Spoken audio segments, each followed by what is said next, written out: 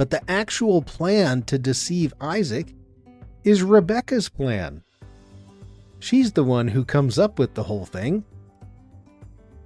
She says, look, listen carefully to what I tell you to do. Go out into the flock, bring me 2 choice goats so I can prepare some tasty food for your father just the way he likes it.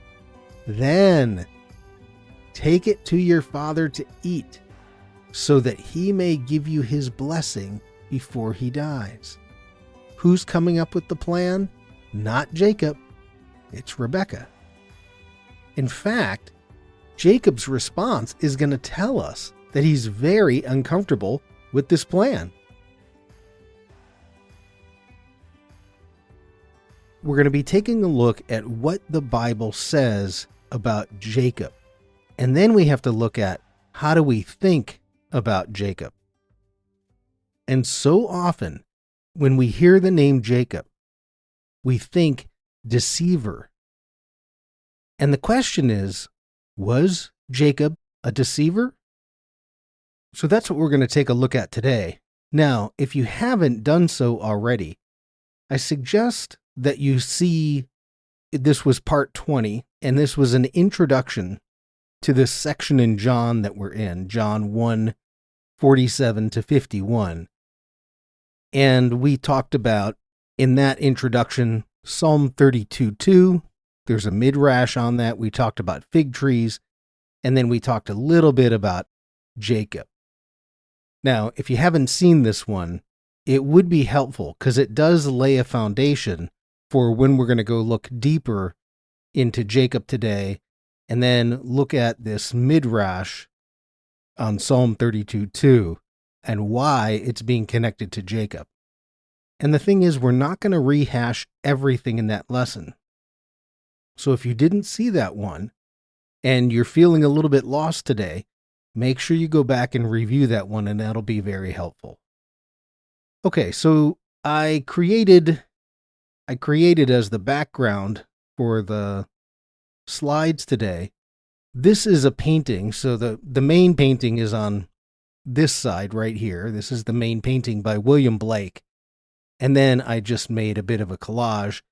But this painting is Jacob's ladder. So you see Jacob down here at the bottom, and then the spiral staircase that ascends to the heavens with the angels ascending and descending.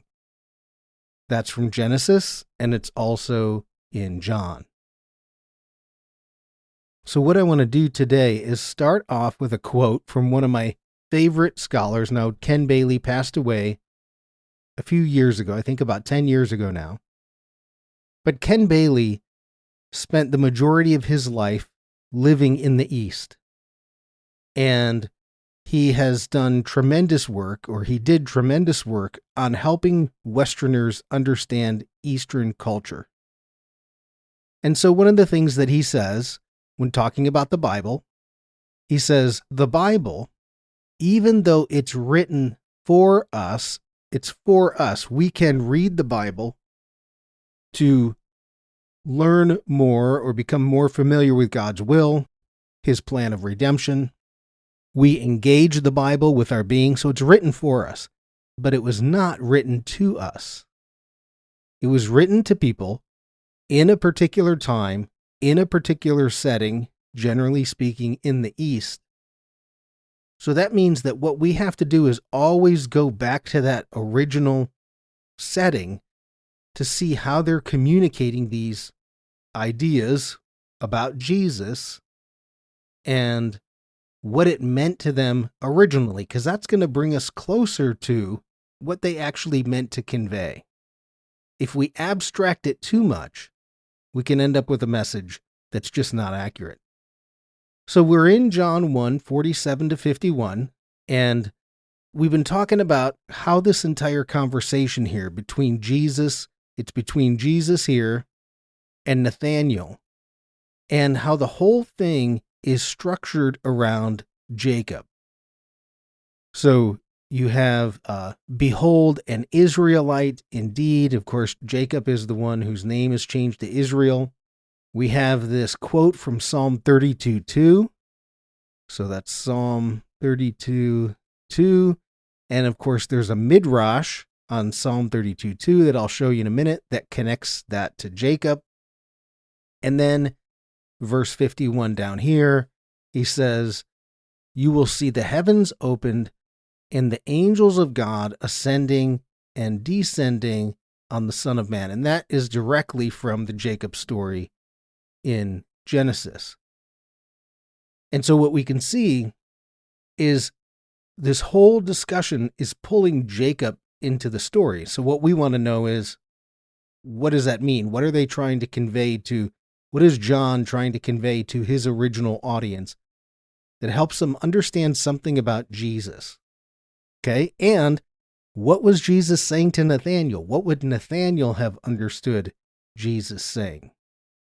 Now, a couple weeks ago, we talked about how this idea where it says angels of God ascending and descending on the Son of Man, and how important that idea is, that Jesus inserts himself as what we call Jacob's ladder.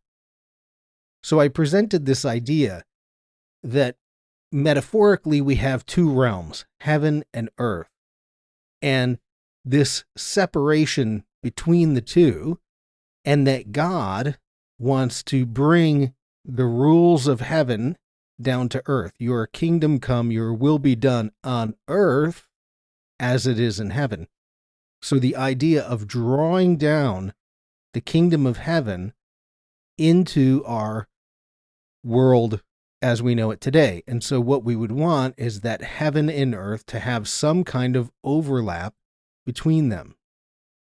And this is where the ladder comes in. So the ladder, which we see, is this connecting point between heaven and earth. And so Jacob, in a sense, becomes this connecting point.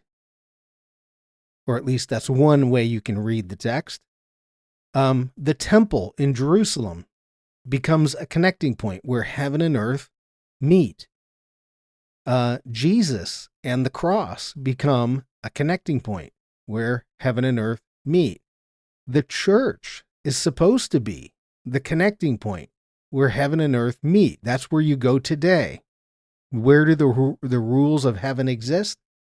Go to the church and they'll show you. And then finally, what we mentioned is, this is what you're supposed to be doing.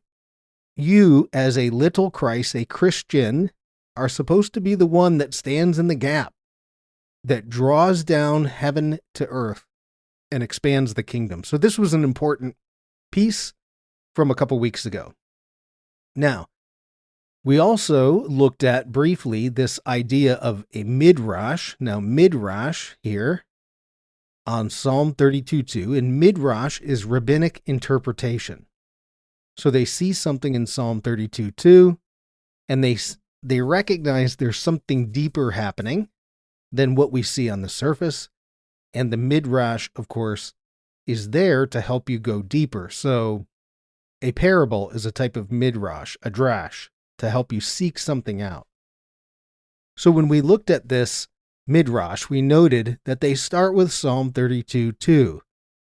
And it talks about happy is the man, and then here's this, in whose spirit there is no deceit. Well, that's exactly what Jesus quotes. So he's quoting Psalm 32:2.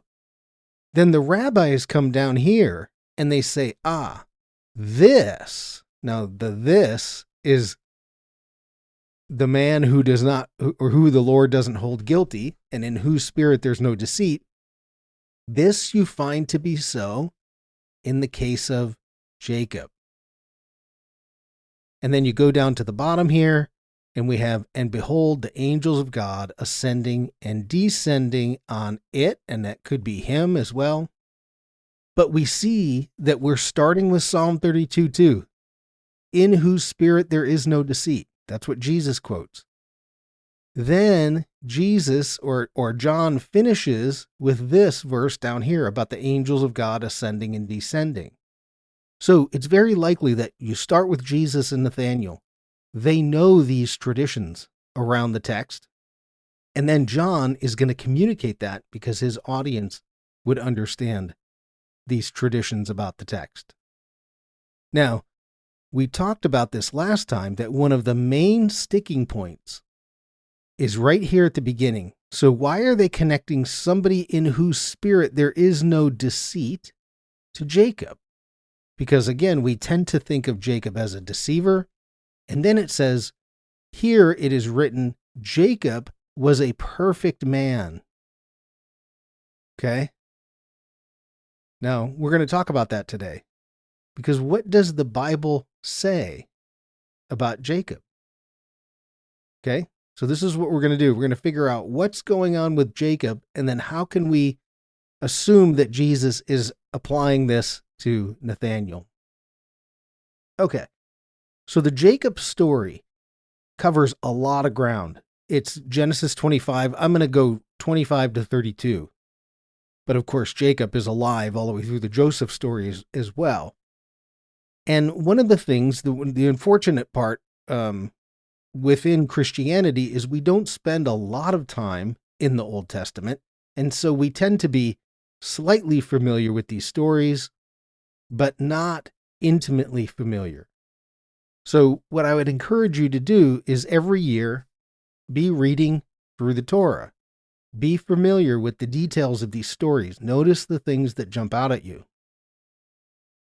A lesson like this can help you, can help illuminate some of the things that were in the text that maybe you just read past without really thinking about them. And the question we're going to be asking today is, was Jacob a deceiver? So here's what we're going to cover today. And I'm going to do this quickly. It's a lot of material. And so what I want to do is do as quickly as possible. There are 2 handouts that you want to take a look at. Download both of them because they will both help you with this. And then if you need to, go back and listen to the lesson again. Make sure you can see what I'm bringing up. And I think between what I briefly talk about today and the lesson plans, that you'll be able to see this. So we're going to look at the first thing is that when we get to the story of Jacob, there's a divine oracle. God is already saying, hey, the younger Jacob is going to supplant. Now that's an important word, supplant Esau. So God is part of this plan. In the story, the Hebrew word akev means heel. This is where most people think that his name comes from. But we're going to look at an alternative source for Jacob's name, and one that does not have to do with supplanting or even deceit. We're going to look at a Hebrew word, tam, and this is translated perfect, blameless, or righteous. Okay, and then we're going to see that used in regard to Jacob. We need to take a close look at Esau, because Esau, we're going to see, he willingly gives up his birthright. Later, he gets upset about it and then blames it on Jacob. But we need to pay close attention to the conversation between Jacob and Esau, and then we'll look at Hebrews to see what the writer of Hebrews thinks about Esau and his birthright. We'll talk about Rebekah, because she's part of this whole plan. She knows the oracle of God, and she comes up with the plan to deceive Isaac. And then we'll finish with Esau and his accusation that Jacob is a deceiver. Now, we have to consider the source, Esau. Why is he upset? Is he upset with Jacob specifically, or is he upset with himself? So this is our plan. This is what we're going to walk through. Okay, so we start with this divine oracle that God is going to make a proclamation to Rebekah prior to this whole story kicking off. It's in Genesis 25, 22 to 23. She notices that the children are struggling. Now, this word here, struggle, is fairly violent. Like there's a violent struggle inside of her, and she doesn't know what's happening to her. So she goes to the Lord, and the Lord says, aha, there are 2 nations in your womb. And then you get this oracle, and when you get to the bottom, it says the older, so the one that comes out first, is going to serve the younger, meaning the younger has somehow replaced the older in the birth order. The main point, though, is God has a plan. Something is going on with God. There's a divine intervention here. Because Esau, who's going to come out first, is supposed to get the inheritance and the blessing. But Rebekah, because she knows about God's plan, she's going to make sure that God's plan actually unfolds. So in some sense, she's saving the day. Tremendous courage, we'll see, for her to go through what she did. So it starts with a divine oracle. We need to make sure that we pay attention to that. The second thing is we need to think about the name Jacob. Where does it come from? And we find the name in Genesis 25:26. And the text says this.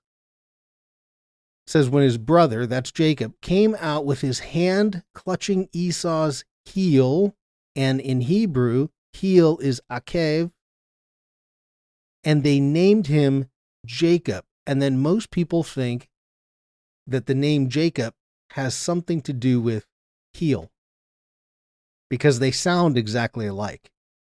Now, the word here, akev, can mean heel, but it can also mean to supplant. Now, to be sure, though, what we need to consider is, does supplant automatically imply deception? So, for instance, I put here, and this is on the handout, we use the term to be on somebody's heels, right? So let's say there's a second place runner, and he's on the heels of the leader. And for us, that means he's getting very close to that lead runner. And if he goes by him, he just supplanted him to be in first place. And so the question is here is, does simply supplanting imply deception? And the answer is no. In that case, like a race, it just means somebody passed into the first, but we use that phrase on the heels. Now, the adjectives that come out of it can mean deceitful. If we go to, we see this in John, there's an idiomatic phrase in Hebrew, to lift a heel against, speaks of treachery, somebody who is going to betray somebody else. And so we see this in John 13, verse 18.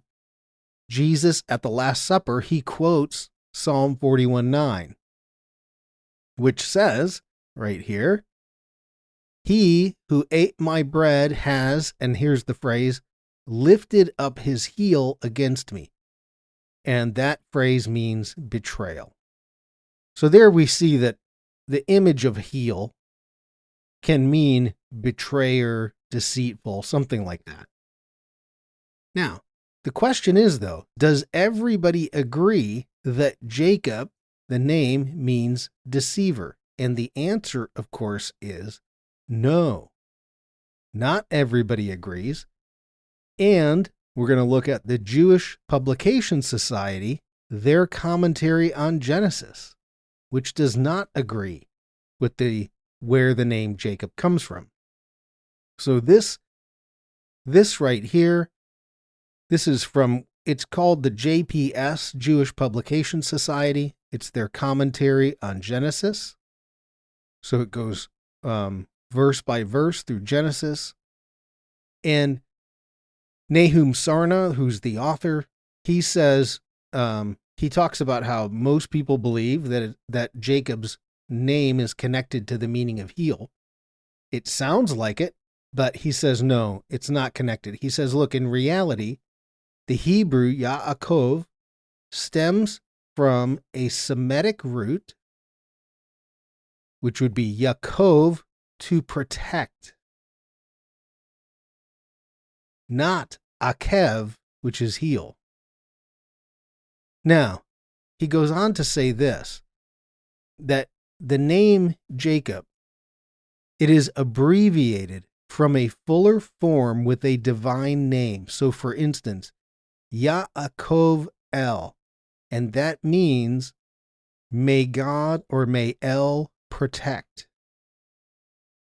So it's a name that they found all over the ancient Near East, which means it was a very popular name, because what you're doing is you're giving somebody a name that is a plea for divine protection. And this, as Nahum Sarna points out, is a very appropriate name. Jacob has to live his entire life in the shadow of danger. So the point here is we'd have to know something else about where this name can be derived from so that we're confident to say, oh yeah, it probably doesn't mean, it sounds like heal. It sounds like there's a play on words going on, but it most likely means that it's a plea for divine protection. So, does Jacob mean deceiver? Well, perhaps not. And this may be a little bit of us reading into the story. Okay, now let's move on to the next one. The question here is, was Jacob a perfect man? Now, what I want to know is, what did the writer of Genesis think about Jacob when he's documenting this? It comes from Genesis 25, verse 27. And this is really the crux of the issue. Now, verse 27, depending on which translation you read, you're going to get variations on how this might be translated. But it essentially starts out, when the boys grew up, then it goes to Esau. Esau was became a skilled hunter, one who knew hunting, a man of the field. And then you have this word. Now, in English, we put a word but that's not exactly there. It could be just two statements. Esau was a hunter, a man of the field. Jacob was an even-tempered man living in tents. Now, we notice this description right here, even-tempered, because this is going to be the word Tom. Okay, we'll do that in a second.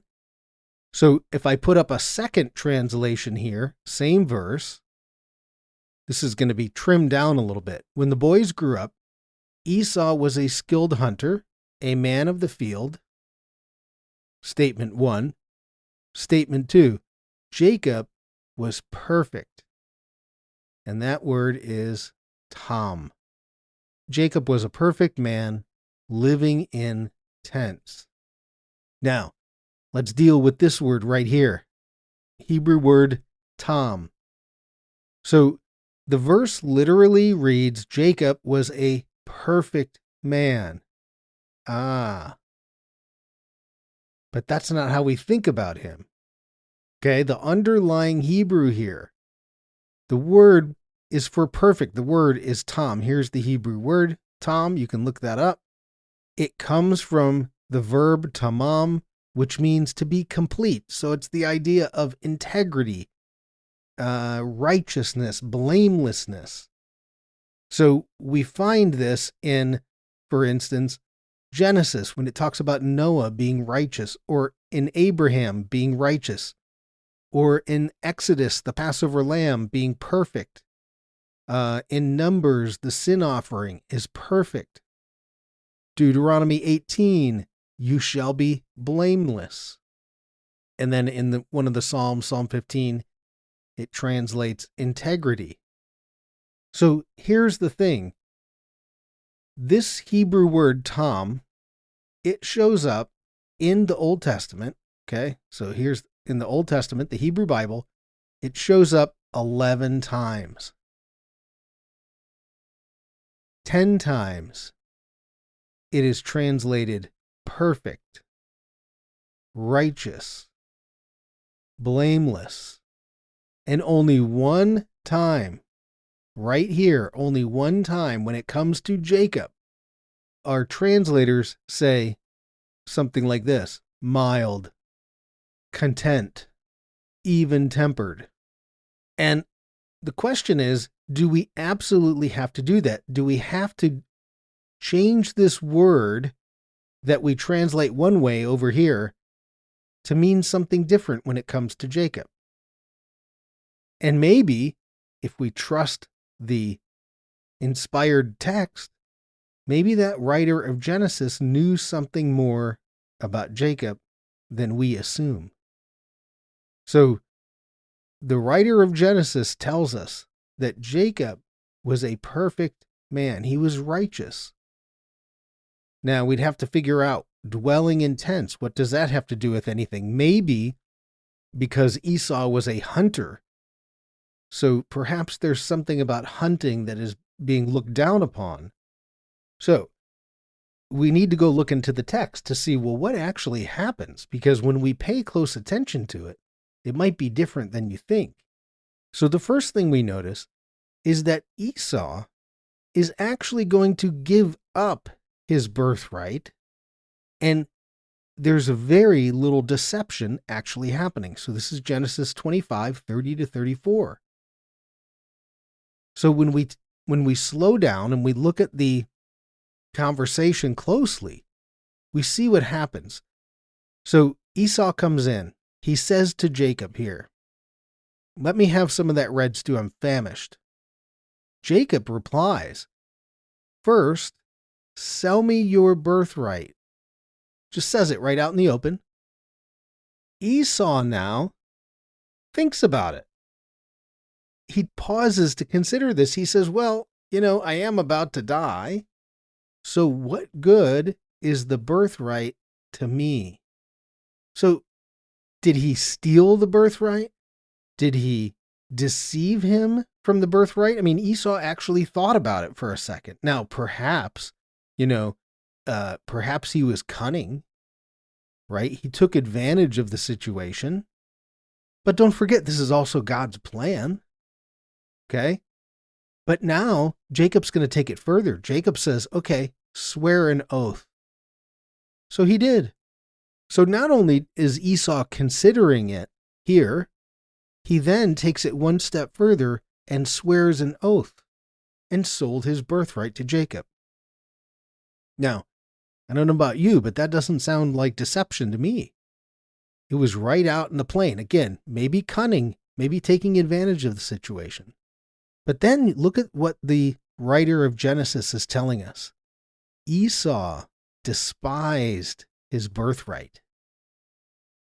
He did not like the birthright, for whatever that means.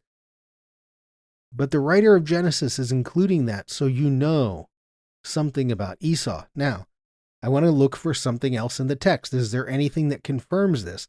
The answer is yes. This is in Hebrews. So the book of Hebrews 12, verses 16 and 17. And the writer of Hebrews is not a big fan of Esau here.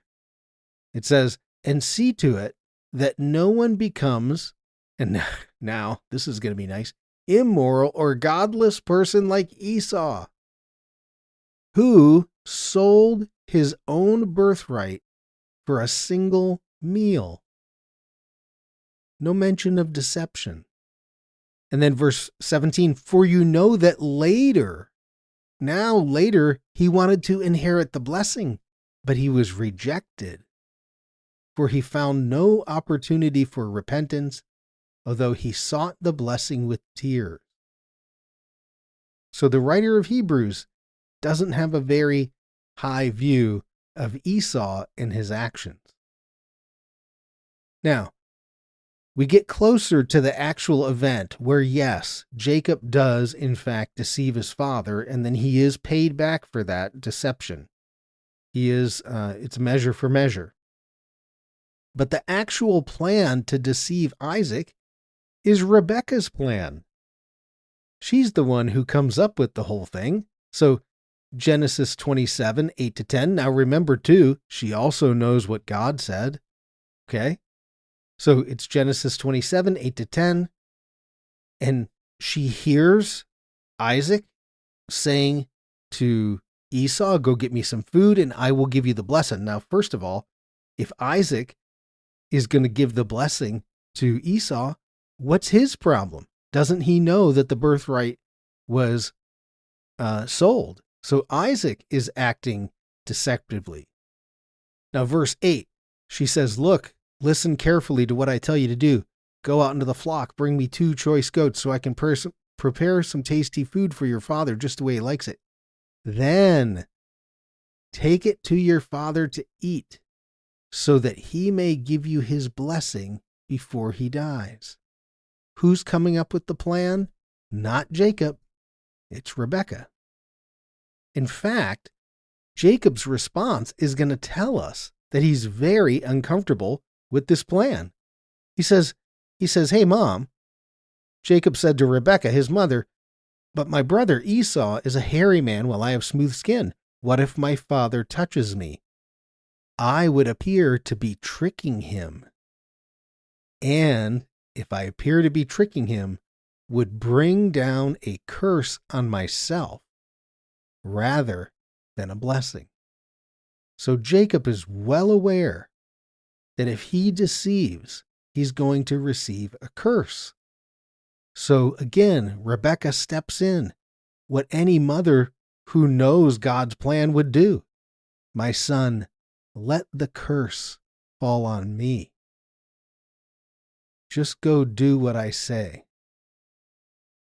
So Rebekah is really stepping up here to make sure that God's plan, remember, God's oracle at the beginning, that God's plan is actually going to come to fruition. Now, again, Jacob does go in. He deceives his father, and it's an issue of birthright. And the measure for measure that happens, measure for measure, is the justice that's repaid. What you measure out to one person will be measured back to you.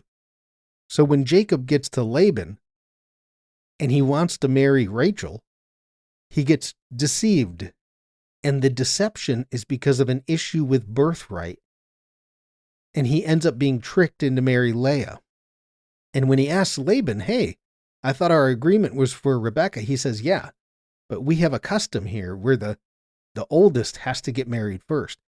So you can see it's like a reversal of what he did by something with birthright. Okay, let's go on. Esau then at some point is going to accuse Jacob. Okay? And we have to think about this because we take a lot of how we think about Jacob from the statement from Esau.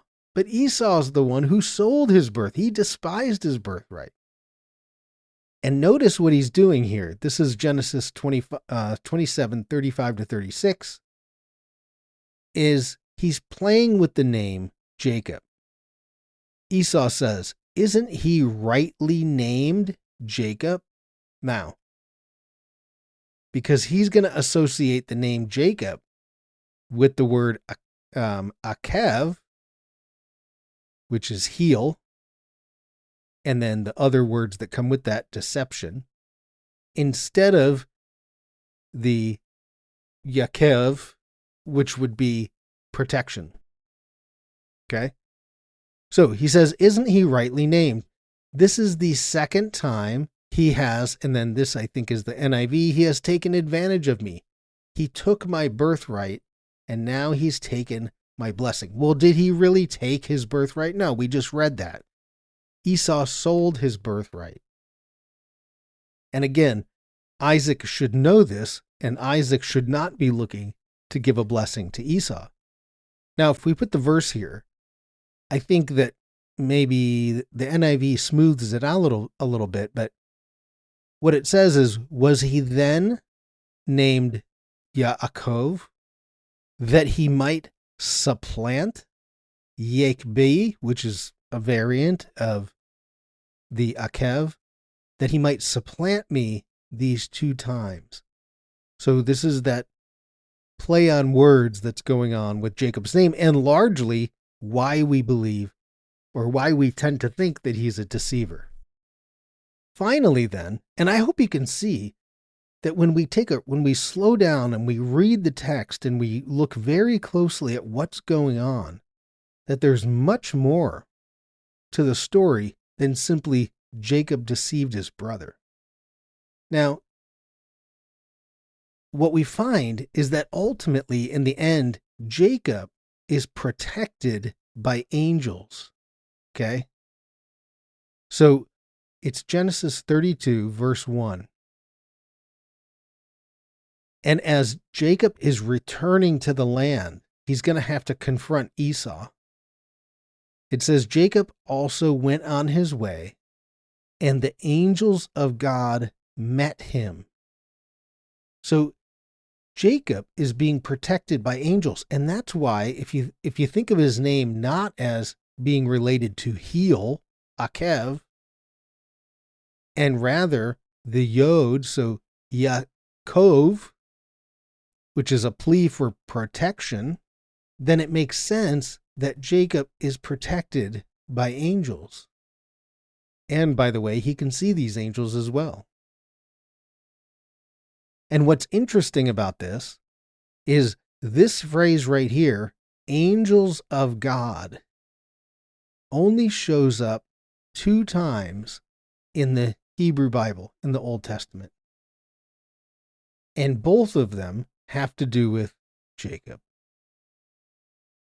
So you have Jacob went on his way, and the angels of God met him. And then you have from back in Genesis 28:12, we have when he had the dream, he saw the ladder, stairway resting on the earth with its top reaching to the heavens. And here's the phrase again, the angels of God were ascending and descending on it. So angels of God is only associated with Jacob. Okay, so it's almost like everything's getting flipped on its head, what we think.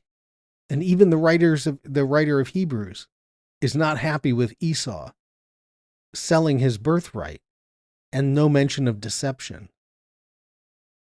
So it's possible that we have to do some rethinking of Jacob. And then you think, well, maybe we think differently about Jacob than Jesus did and Nathaniel did. And so if we get to our conclusion and we say, well, so what? What's the whole point of all of this? Well, first of all, we need to read our text very closely. But we can see some things here.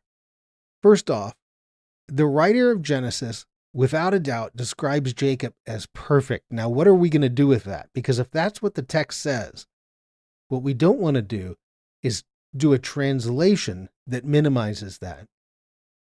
The rabbis then say, oh, look, he was perfect because he was studying Torah and he was doing good works. To do good works is to do righteousness. That's how you display your righteousness. And you say, well, wait a minute. Maybe this is what's going on between Jesus here and Nathaniel. Because we talked about Nathaniel under the fig tree. What was he doing? Studying the Torah. And so when Jesus calls him an Israelite, indeed, in whom there is no deceit, he's comparing him to be just like Jacob. And so maybe Nathaniel he knows the word Tom, he knows the idea of perfect, and he knows the idea of good deeds, doing righteousness. And so perhaps Jesus is saying, I see you.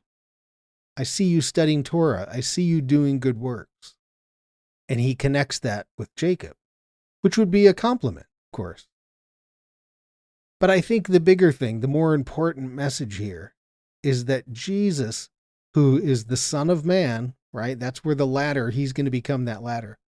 He is greater than their father Jacob. So if Jacob is perfect, and the Passover lamb is perfect, and the sin offering is perfect, then how much more is Jesus perfect?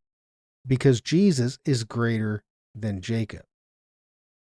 So there's just a couple things we could probably pull forward into John, but we have to have a different viewpoint as we look at Jacob and how these stories are going around, what they may have thought about him that is different from the way we think about him. So this is a big question. Was Jacob a deceiver? Is it possible that we can read this through brand new eyes, looking closer at this story? Now, this was a lot of information in a short period of time. So make sure you want to do two things. You want to download the handouts. There's 2 of them. Download both of them. Read through them. Okay? And if you need to, read through them once, then wait a couple days, go back and listen to this lesson again, or watch the YouTube video or listen to the podcast. But allow your mind to absorb some of it. Read over the details on the handouts. Listen to it again. And you'll begin to see a clearer picture of what's going on with Jacob.